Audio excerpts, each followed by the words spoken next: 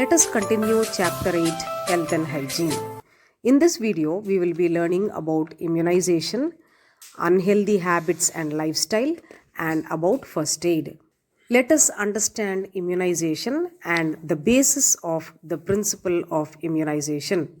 Immunization is the process by which a person is made resistant or immune against a particular disease by administering a vaccine. A vaccine stimulates the immune system of the body to protect it from subsequent infections in future. Vaccination is when a vaccine is administered to a person, usually by injection or by oral administration. Immunization is what happens in the body after having the vaccination. The vaccine stimulates the immune system so that it can recognize the disease and protect the person from future infection. That is, the person becomes immune to the infection. The terms vaccination and immunization are often used interchangeably, but their meanings are not exactly the same. Now let us understand what is the basis of the principle of immunization. That is, what happens in the body during immunization. If a pathogen enters the body, the immune system will recognize it and respond. For each type of pathogen, the immune system produces cells that are specific for that particular pathogen. These cells attack the pathogen entering the body. In future, if the same pathogen or its close relative enters the body, the immune system will recognize it and respond with greater vigor. Thereby, it eliminates the second infection or subsequent infection even more quickly than the first one. This cycle goes on each time the pathogen enters into the body. The role of vaccine here is to stimulate the immune response. So, vaccine is helping in immunization. The word vaccination comes from the Latin word vacca, which means cow. It is named so because the first vaccine was derived from a virus affecting cows, the Cowpox virus. This virus, in its weakened form, provides immunity to smallpox, which is a contagious disease that is deadly to human beings. Smallpox virus is closely related to cowpox virus. The history of vaccines and immunization starts with the story of Edward Jenner, who observed that milkmaids who suffered from cowpox did not catch smallpox even during the epidemic. So he deliberately gave cowpox to people and found that they became resistant to smallpox. This is because smallpox virus is closely related to the cowpox virus. Since then, the word vaccination came into being. Taking pus from the cowpox lesion on a milkmaid's hand, Jenner inoculated an 8-year-old boy named James Phipps. 6 weeks later, Jenner inoculated 2 sites on Phipps' arm with smallpox. The boy was unaffected by this as well, and the other subsequent exposures. Based on 12 such experiments and 16 additional case histories he collected, Jenner established that the cowpox protects the human beings from the infection of smallpox, and this laid the foundation for modern vaccinology. Let us look at some of the differences between vaccination and immunization. Vaccination is the process of administration of a weakened or inactive pathogen in order to stimulate the immune system to develop resistance against a particular pathogen. Immunization is the process by which a person is made resistant or immune against a particular disease by administering a vaccine. A vaccine can be injected or it can be taken orally, and it may always not guarantee immunity. Immunization is the process of making a person immune to a particular disease. If you want to understand immunization better, you can observe an immunization schedule chart which will be given by doctors in the hospital after a child is born. The time and the date of which the injection has to be given will be written, and the mother needs to take the baby to the hospital at the right time to get the injections done. Next, let us understand the importance of cleanliness and hygiene. Many diseases can be avoided by maintaining cleanliness and hygiene within and around the person by taking simple precautions. Let us list out some precautions that can be taken. Do not eat stale food or uncovered food which has been exposed to flies. This type of food will be contaminated with microorganisms and it will transmit diseases. Always boil water or filter water before drinking. Store drinking water in a clean container with a cover. Eat a balanced diet and exercise regularly. Take care of your personal hygiene, that is, bathing regularly, washing hands frequently, washing hands before a meal and after a meal, brushing your teeth regularly, etc. A person suffering from contagious disease such as cold should cover her mouth or his mouth and nose while sneezing. We should never spit in public places. Avoid spitting in public places. Keep your surroundings clean and always dispose garbage in covered bins. Do not allow water to collect near your house or stagnate near your house because water promotes breeding of mosquitoes. Follow regular immunization schedules for common diseases in order to avoid infections. We should also be aware of unhealthy habits and lifestyle in order to avoid diseases. Several diseases are acquired by following unhealthy lifestyle or getting addicted to bad habits such as smoking, chewing tobacco, drinking alcohol, using drugs and narcotics, and so on. The harmful effects of these actions are as follows. Let us try to understand them. Tobacco consumption. Tobacco is consumed by people by chewing or by smoking them as cigarettes. Chewing tobacco can lead to oral cancer, that is, cancer of the mouth and throat. Smoking leads to irritation of the nose and throat. It also leads to cough and respiratory problems. In future, it will lead to lung cancer, and there is always an increase in blood pressure and other related problems. As tobacco contains nicotine, its consumption leads to nicotine addiction. Nicotine addiction affects the autonomic nervous system and the skeletal muscles. Next, alcohol consumption also affects health. Alcoholic drinks slow down the brain activity and weaken the control system. When it is taken in large quantities, it damages the liver and causes a disease called liver cirrhosis. Another unhealthy habit is drug addiction. Narcotics are addictive drugs which are harmful to the body.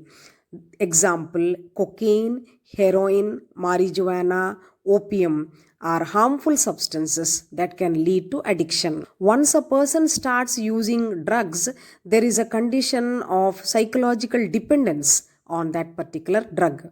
During the physical dependence, the body requires a continuous supply of the drug to be effective, and this is called addiction. People may take drugs to have fun or to relieve boredom or to satisfy curiosity or because of some pressure from friends. So this will slowly lead to addiction. Some drugs can lead to addiction on a single use itself. Overdose of drugs can severely depress the central nervous system with respiratory failure and thereby lead to death. Another problem is the unhealthy lifestyle. Daily activities require minimum physical labor so that the muscles and body organs are exercised. Most people do not exercise or go on a walk to tone body muscles.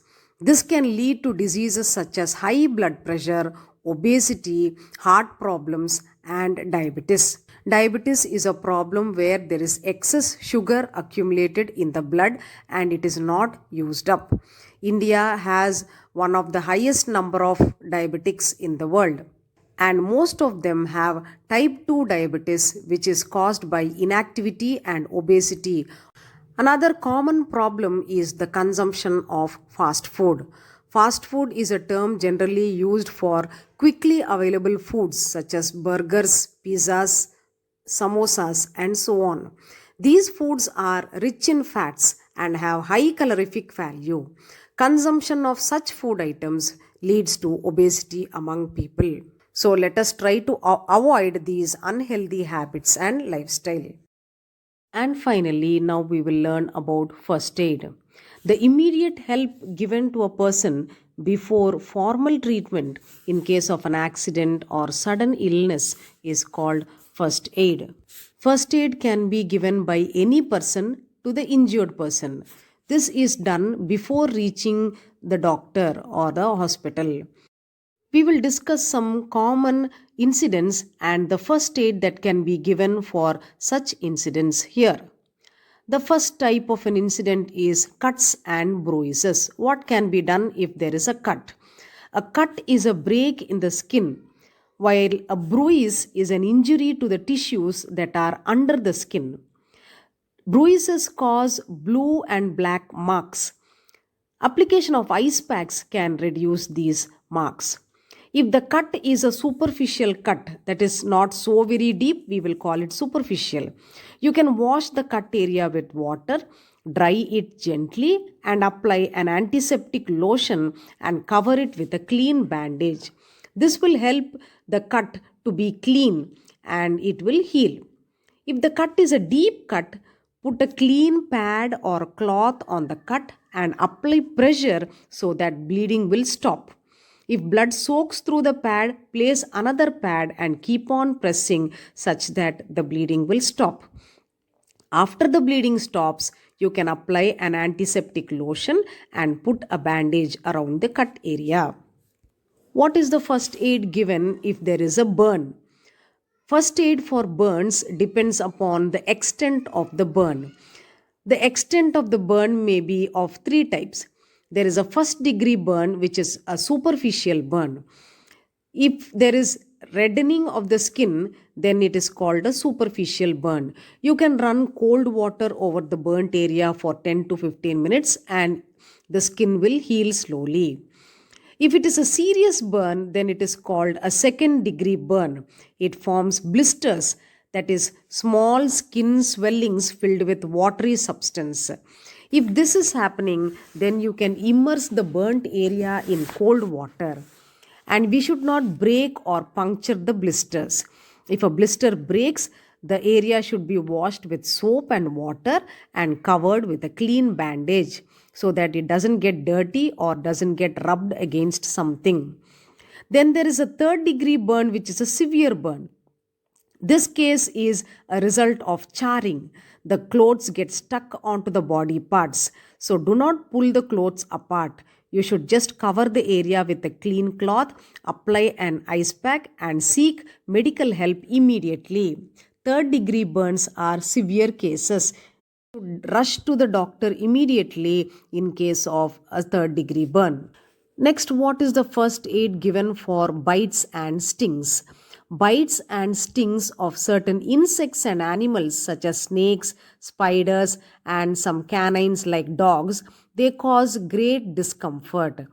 They result in vector-borne diseases and they sometimes prove fatal, that is, they are very dangerous and they need immediate medical treatment. Example, if there is a bite of a poisonous snake, it can be dangerous and it can be fatal if it is not attended immediately. Poisonous snakes contain venom, which affects the nervous system and the circulatory system. The bite of a poisonous snake will leave two fang marks on the skin. A non-poisonous snake bite will leave a horseshoe-shaped mark which looks more like a series of scratches. So you can identify whether the snake is a poisonous snake or a non-poisonous snake based on the mark that the snake has made. What is the first aid for a poisonous snake bite? Poisonous snake bites can be treated with anti-venom serum. What is this anti-venom serum? It is made by milking venom from one or more species of poisonous snakes. This venom is then injected into an animal, which is generally a horse. This process is called hyperimmunizing. The horse is hyperimmunized with the venom. Injections of increased dosage of the venom is given to the horse. Now, what will happen is the animal's blood will produce antibodies against the weakened venom, and these antibodies will increase as dosage increases. Then the blood from this animal, the hyperimmunized animal, is taken and its serum is collected.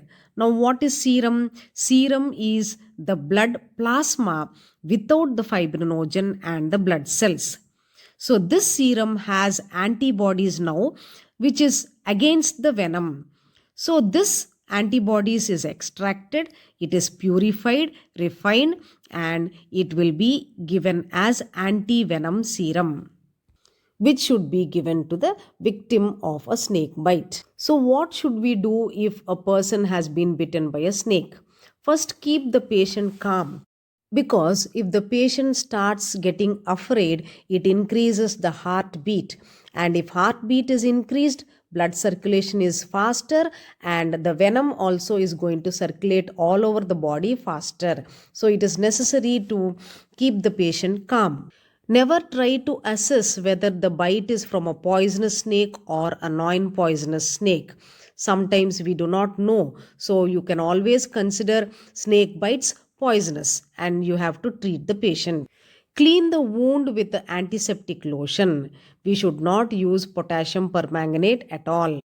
To avoid the spread of the venom all over the body, you can apply a bandage to the bitten limb firmly so that it will be immobilized. Do not use tourniquets, which will stop the blood flow completely, and this can lead to amputation of the affected limb. The affected limb will be have to removed in case we apply a tourniquet. Do not give any alcoholic drink to the victim. Do not give any food and water to the victim to keep the rate of metabolism low. Try to draw out the venom within 5 minutes of the bite and use standard suction devices that are commonly part of a first aid kit. Then, what is first aid given for the sting of insects? Certain insects such as honeybee or wasps, they sting very hard and it can be disturbing. It gives enormous pain and discomfort. In such a case, you can keep the person calm and remove the sting with the help of tweezers. You ask the help of an adult and scrape the area on the skin with a blunt knife, but do not cut. Wash the area with soap and cold water. Apply oil or Vaseline and cover the area with a sterile gauze. You can apply ice on the area which is swollen due to the sting. If there is any object in the eye, do not rub the eye. Just lift the upper lid over the lower one to enable the lower eyelash to brush the particle out. Move the eyebrow to move the particle out. Blink a few times and let the eye move the particle out on its own. Flush the eye with clean water or use an eye wash solution to clean the eye. If the particle still remains, keep the eye closed and seek the help of a doctor or an ophthalmologist. What is to be done when there is bleeding?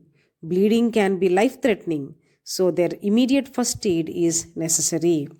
If there is external bleeding, raise the part which is bleeding to reduce the downward flow of blood. Apply pressure on the bleeding part with a clean cloth or a cotton pad for at least 10 to 15 minutes or till such a time that the bleeding will stop. Do not wash the wound except in case of a dog bite. When bleeding stops, apply some mild antiseptic solution and cover the area firmly or tightly with a bandage.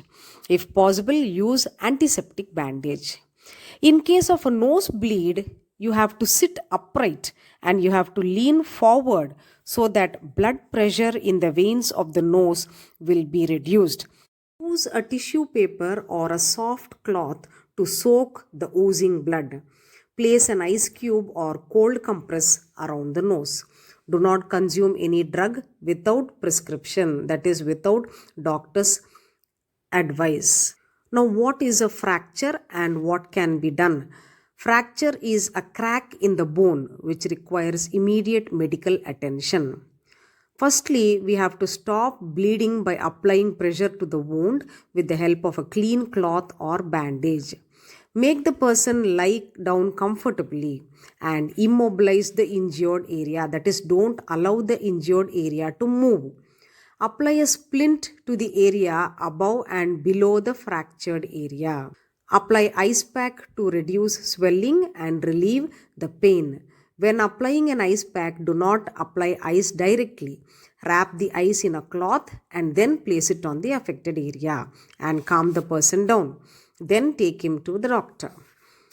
In case of unconsciousness, make the person lie down comfortably, remove all tight clothing and loosen the clothes. Do not let the crowd form around the person. Let fresh air come and if necessary use a fan. Check the pulse and sprinkle some water on the face. In case any person has accidentally swallowed a poison, check for the symptoms of poisoning such as drowsiness or unconsciousness, difficulty in breathing, vomiting, redness around the mouth and lips. Remove the poison from the person's mouth. Allow the person to get some fresh air and make the person drink lots of water. This is to induce vomiting so that while a person vomits, the poison may come out. Collect possible pill bottles, medicine bottles, packages